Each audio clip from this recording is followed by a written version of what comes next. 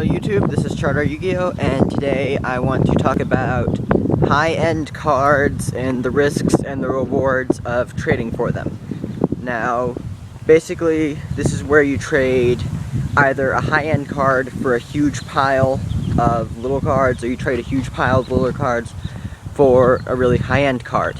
Now, personally, I like trading huge piles of stuff for really high-end stuff. Like, a couple tournaments ago, I picked up 2 Max C's for, I think, about a quarter of my binder, which I thought that was really great. Now, the problem with this is low-end cards, they tend to maintain a steady value, or they won't rise or fall as much. High-end cards, these things can go all over the place. Max C has been $10 to $120 since it was printed. You know, those are some huge ups and downs. So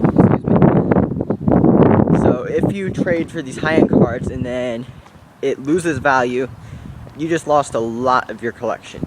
Now, the flip side of this is high-end cards, you'll get more out of them, and people will generally have an easier time trading for them.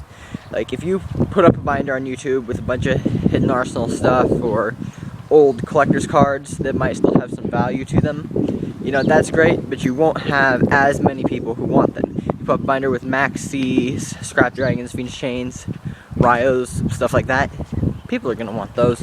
You'll probably get more trade offers just because there is a much bigger much bigger demand for those cards. Let's say if there isn't demand for low-end cards, it's just not as much. So basically, if you collect a bunch of low-end cards, you won't get as much out of them, but you won't be taking as big of a risk. Now, if you get high-end cards, you're taking a big risk, you might get a lot more out of them. So that is the risk and rewards of low-end cards, and personally, I prefer high-end cards just because I play very competitively and I get more out of them through personal use, and I prefer to do high-end cards or huge pile low-end cards for high-ends. Very rarely will I trade a high-end card like Insector Hornet or Scrap Dragon or Phoenix Chain or Max C for a huge pile of low-end cards. Just because I work really hard to get those in my collection, because it's pretty hard to get stuff like that at my locals and online. So because I have a hard time getting stuff like that, I tend to hold on to it more, and it's usually harder to get that off of me. That is my opinion, and peace out, YouTube.